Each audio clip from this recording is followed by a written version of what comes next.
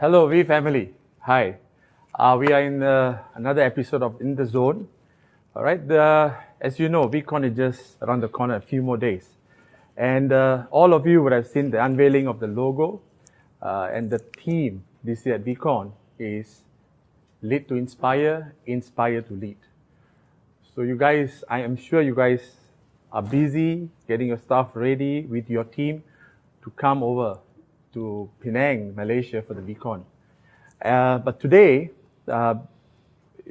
I and all of you are very lucky that we have an audience again, our one and only Dato Sri Vijay, who's our lead bird. I always call him lead bird because he's the 001. You all know that, right? And some of you call him mentor, some call him guru, teacher, whatever. But basically, I mean, you cannot hear from another person other than 001 in our industry. Dato Sri, welcome. Okay. Dato Sri, since the theme, as you know, because you select the theme, all right, lead to inspire, inspire to lead. In a simple term, what does it actually mean? You know, because out there, once you become a networker, you have to become a leader eventually. You know, even you sign up one person, you're a leader already. So what does it mean and how, I mean, everyone can use this? The first part, lead to inspire, is simply variation of another very famous term that we use, which is practice what you preach. So lead to inspire means, you know, the act of leading means that you walk your walk. You walk your talk. Are you with me? Yeah. So when you say something, it's not enough to basically go up on stage and repeat it so many times. You have to live it. There's no shortcut to the process. You have to live it. Leaders are followed because of what they do, not what they say. If you're a great speaker, it doesn't make you a great leader. They're two big, very essential differences. You see, a great speaker can inspire you by going up there to basically talk about the stuff motivationally. But a great leader inspires you by what he does. Are you with me? So lead to inspire simply means you have to basically start walking the walk, walking the talk every day. So first you change who you are. Mm-hmm. And that is one of the most important things that I think VCon teaches. You know, it teaches you that in order for you to actually become a leader somewhere, you have to start the process by changing who you are. The second half, inspire to lead. Inspire to lead is essentially how you basically pass on what you learn. Are you with me? You first begin by doing, acting, evolving, growing, and that means doing it yourself, physically. At every level, you just do this yourself. You don't have to look to any other standard by your own. It's got to be your standard that you live by. So you set your standards high.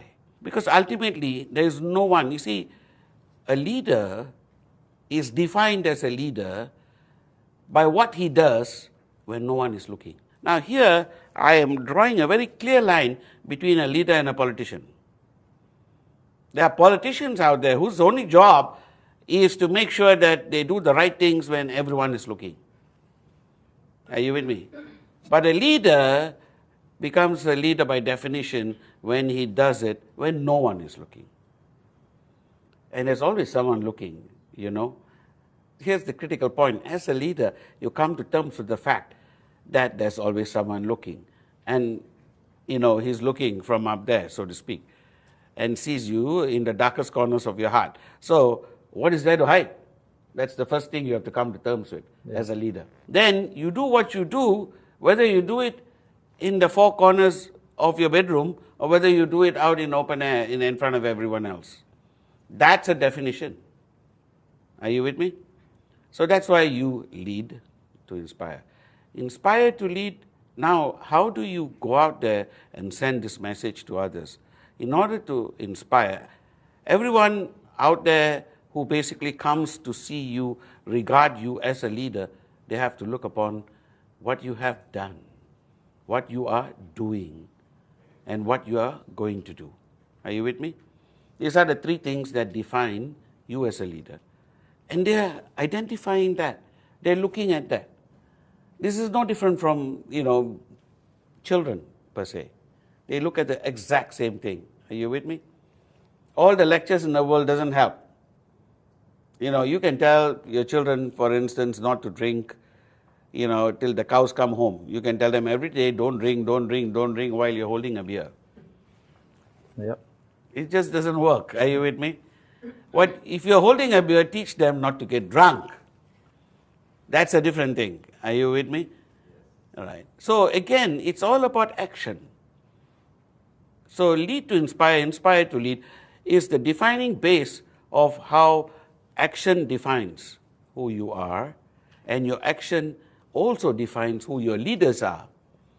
Your next level of leaders will look towards your action, not to your words. Right? And again, I've said this many times before, I'll repeat it again. A man is not defined by how he falls. It doesn't matter how many times you fall. Falling is necessary. It's good, actually. I mean, if you look at any sport, right? It's the number of times that you fall, that you fail, that define the champions. Because that's how you become a champion. A champion is defined not by the number of times he falls, but by the number of times he gets up again. And leaders are defined on the same standard. Okay, I see. No, very clear. But okay, in our industry, network marketing, how does one apply it? Because everybody wants to be a leader, Yeah. So how? And they fail badly, and sometimes you lose your network. Then they go up. So how, in a simplified version, what is the learning curve they need to be a leader? Ultimately, let me answer the last question first. If you lose your network, you never had them in the first place. So you cannot lose what you never had. So it's a reality that you have got to come to terms with. You hold your people simply by virtue. I think the most important thing in that exercise, is that you hold your people by virtue of their loyalty to you. And how do you build that loyalty? Loyalty to you is built upon your action. People respond to the fact that, you care about them, that you bend over backwards to do things for them. When you are out there raising your people up, and your entire focus in life is about raising them up, then inevitably they will stand to raise you up. It's as simple as that. So the objective that you must be focused on in whatever you do, be it in your network or be it here in corporate, is to raise each other up. And when you keep on focusing on that, how we can raise each other up, then we will build loyalty and we will build that platform for leadership. People become leaders by raising others up, not standing on their shoulders, but making them stand on yours. Are you with me? So when you're constantly lifting people up, that exercise of lifting people up makes you a leader. It's not about being in front of people. It's not about, being the first to go there. It's about being the last if necessary. But always ensuring that your people get there first is a good rule to follow. Yep. That defines leadership. You remember, Devinder, when we had a cruise. Yes. All those years ago. Yep. The first cruise that we had. And when we started the cruise, what happened was there was a major screw up between the computers, in the check-in counter, yes. Check-in counter and all that. Now, my room was immediate, so I went into my room, got settled and all that, and I came down. I'm saying, what the heck? Everybody is sitting around on their bags.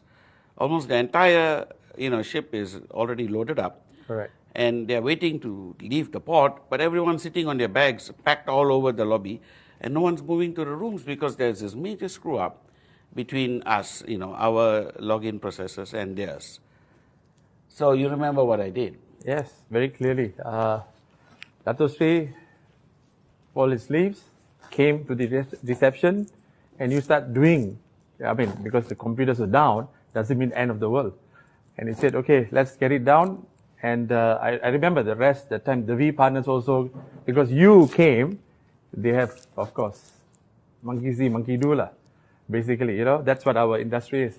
So you came, and then Dato Sri started doing registration, and even carrying the luggage and leading them to their rooms. I mean, that's... Roll up your sleeves.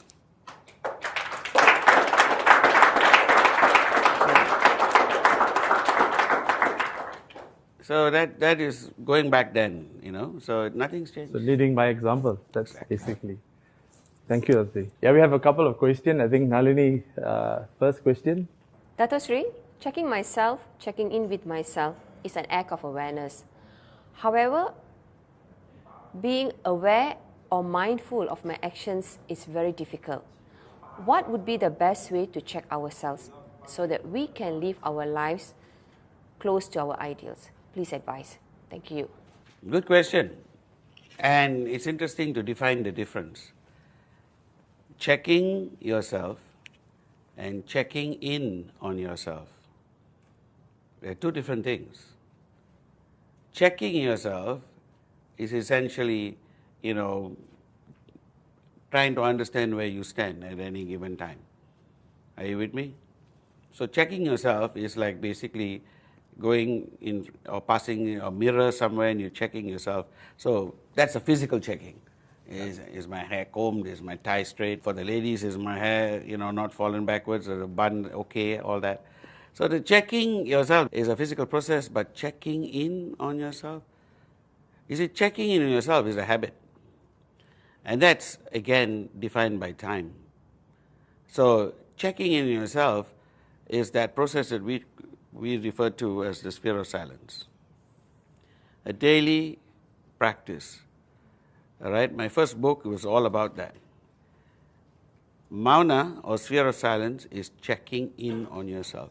So, although you can check on yourself all day long, checking in on yourself is a time process. So you actually say, I check in on myself every day. Are you getting my point? Or every hour, or every 3 hours, whatever it is a process that you set into place, a discipline that you set into place, that is critically important. Being mindful of that is very important, so that you actually make it a habit of checking in on yourself. That is to say, okay, what are my goals? Have I started achieving them, right? This is also very important in leadership. So you look at your goals, you set deadlines, deliverables. Don't worry. You want your bosses to define your KPIs. We had a KPI question just now. And here's what I'm saying to you. Do you seriously want your bosses to define your KPIs? Do you need your uplines to define your KPIs? No. Your own KPIs have to be always higher than anything anyone can set for you. The top student in school, if you remember going back in school days, the top student in school didn't really care what the school exam results were. No teacher needed to go there and set, goals for him or her. He or she did it all by herself. Are you with me? You remember those days, the top students, they lived on to a certain calendar on their own. They were moving at their own time, their own standards, their own deadlines and deliverables, and that made them who they are. Now, if you take a look at leadership or success in any field of endeavor across the world, in any area that we pick, their KPIs on themselves were superbly ahead of everyone else. Do you get my point? So, who would dare to put a KPI on such a person? You wouldn't even talk. I remember having to work with some of my people in the past and telling them to slow down. I forced some of my directors in the first 10 years to take a holiday. Something I don't have to do today. But in those years, that's a startup mentality. I had to force them, ask them, when was it the last time you took a day off? And insist that they take a day off. Do you get my point? Now that is the mentality that I'm talking about. That's leadership. So checking in on yourself is a critical process of checking yourself. Checking yourself is nice, but checking in on yourself has that time factor. It's a discipline. And that discipline defines success. Are you with me? The trouble is, when we fail in life, and we do fail, too many times, sometimes for our own good, is because we don't check in. By the time we check in, it's way too late. Are you getting my point? So you have to develop that process daily. There is no shortcut to the process. You only check in on yourself once a week if you are so arrogant enough to think that you got 1 week to live. Otherwise, you should do it daily. Are you with me? Yes. Basically, that's why I wrote the book. Yes. That's why you are what you are, because fear of silence answers everything. And you know, what Dato Sri was talking about, KPIs, in our language, it's basically setting the goals, your targets, you know, how many plans for the week, how many plans for the day actually, what's your check for this week. So how do you check? Fear of silence. Fear of silence answers everything, because it tells you where you are now and where you will end. I guess that's basically what it is. Your upline cannot be with you always. So you check on yourself. That's basically. Thank you, Dato Sri. Question number 2, Mr. Naresh. You have always said that leadership cannot be formally taught to anybody. So how does one exactly start learning about leadership? See, leadership is not a science. Science can be taught. In the field of art, any art, leadership is an art. The science of leadership you can learn. I had this argument a few years ago in the World Economic Forum with a Japanese professor who actually was doing an MBA program in Japan in his university on leadership. And I argued with him that this is not possible. You can teach the science of leadership just the same way you can teach the history of music. Are you getting my point? Teaching someone to read and write music, wholly possible. Teaching someone to pick up a musical instrument and teaching him, you know, the so-called notes of that instrument, and teaching him to play that instrument according to the notes, wholly possible. All this possible. But taking him from there to where he becomes, if it's a clarinet, he becomes a Kenny G. Are you with me? It's electric guitar, he becomes Carlos Santana, you know. It's not going to happen. It doesn't matter. It is a different process. Learning to play an instrument, be it the sitar or the oud, takes only practice. But to go from here to where you create music, now that's an experiential process. It's not an academic process. It's an art. It's not a science. Leadership, in that sense of the word, cannot be taught.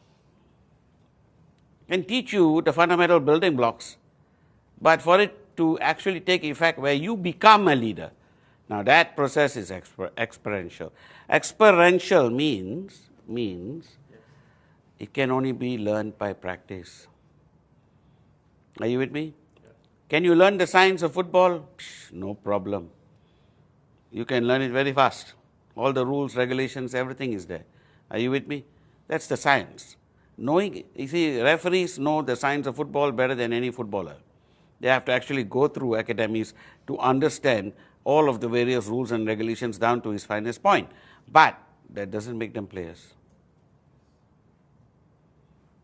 To play football, you don't need anything but a ball and a drive and a determination and a dedication and a daring.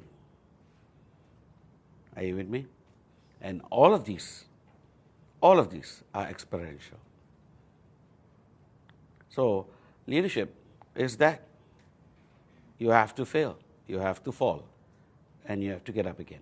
Fantastic, Osiri.